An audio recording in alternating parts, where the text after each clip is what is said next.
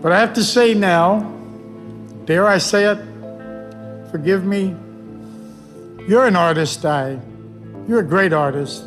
I remember it and I love it, and I love you forever.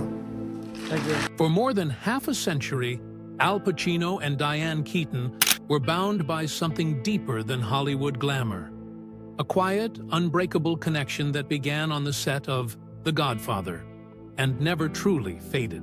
Now, at 85, Pacino has finally spoken from the heart.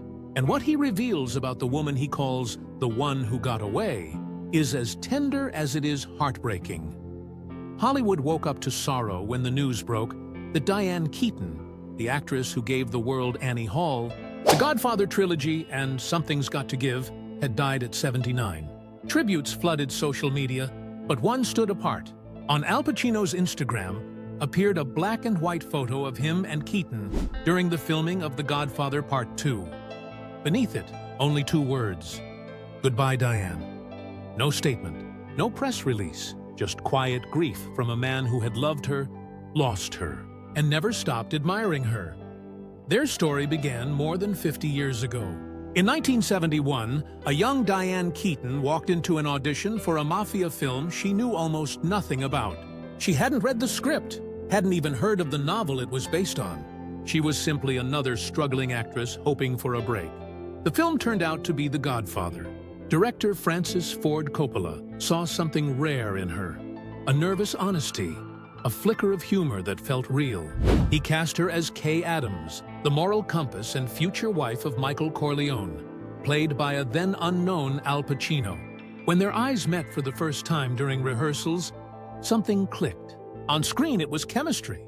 Off screen, it was destiny.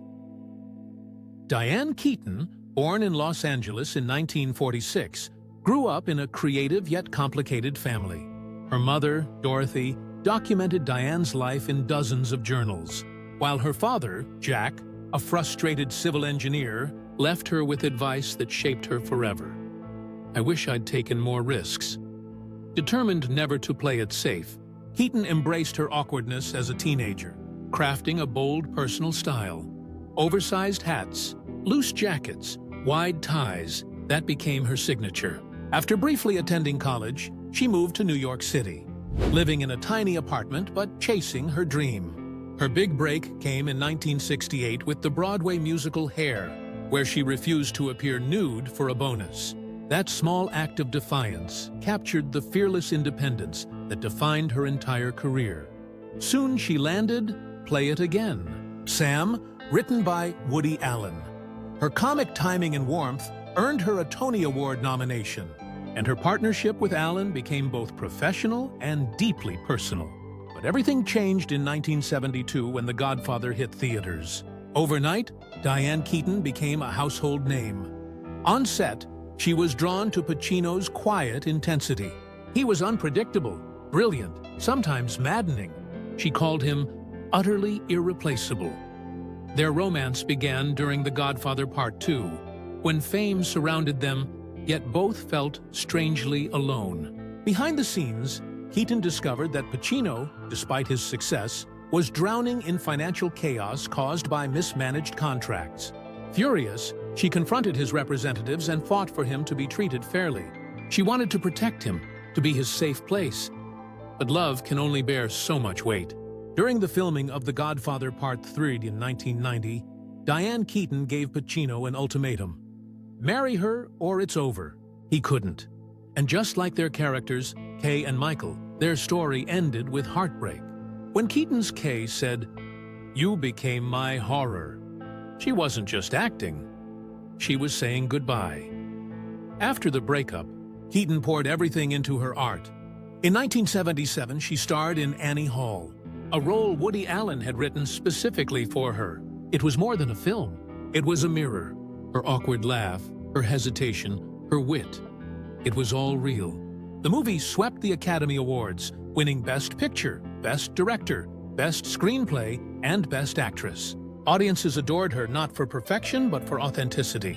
Overnight, the Annie Hall look, baggy trousers, floppy hats, men's vests, became a cultural movement.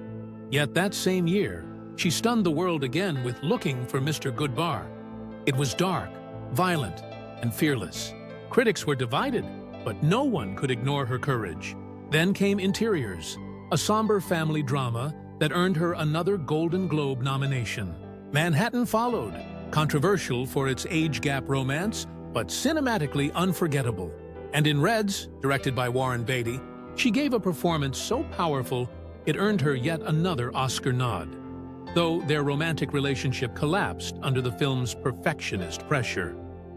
Behind her public success, Keaton fought a private battle. In her early 20s, she developed bulimia. To stay thin, she binged and purged daily, destroying her health in silence. Her teeth decayed, her body weakened, but she kept smiling for cameras. Years later, through therapy, she found her way back. She called it the talking cure.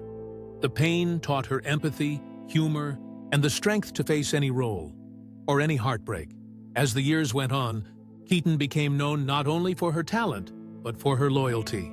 When old collaborator Woody Allen faced scandal, she refused to renounce him, calling him her friend and telling critics, "You've got to get over it." The remark divided Hollywood, yet it revealed her unshakable nature.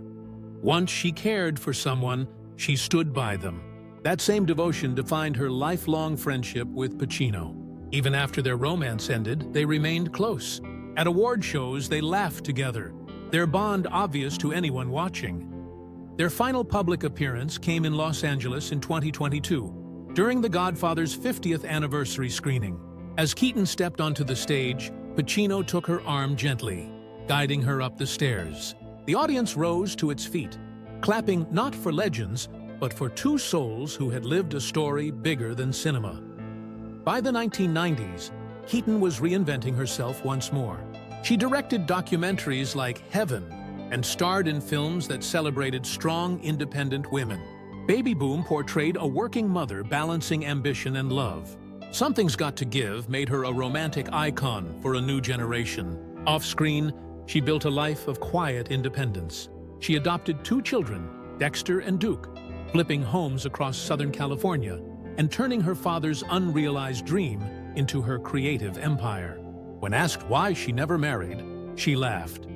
"I just didn't want to give up my independence." But friends knew she had already offered her heart once, to Al Pacino, and that was enough. When Diane Keaton passed away, the news hit Pacino harder than anyone imagined. For days, he stayed silent.